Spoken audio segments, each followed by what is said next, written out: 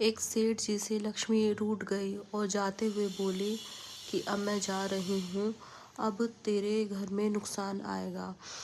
तो माता लक्ष्मी ने बोला कि अगर तुझे कुछ वरदान मांगना है तो मुझसे मांग ले। तो सेठ जी ने बोला, हे मातेश्वरी, मुझे आप ये वरदान दीजिए कि मेरे घर परिवार में सुख शांति रहे। माता लक्ष्मी तथास्तु कहकर वहाँ से चली गई।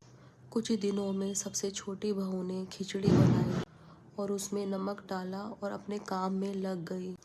उसने खिचड़ी को नहीं चखा। उसके बाद उसकी दूसरी बहू आई, उसने भी नमक डाल दिया। फिर तीसरी, फिर ऐसे ही करके चौथी बहू आई, उसने भी नमक डाल और नमक डालकर सभी अपने कामों में व्यस्त हो गए। उसके बाद जब सेठ जी खाना खाने के लिए बैठे और उन्होंने खिचड़ी चखी तो उन्हें आभास हो गया कि नुकसान आ चुका है, लेकिन उसके बाद भी उन्होंने चुपचाप वो खिचड़ी खा ली। उसके बाद बड़े बेटे की बारी आई। बड़े बेटे ने भी खिचड़ी खाई और पूछा कि क्या पिताजी ने खिचड़ी खाई, कुछ बोला?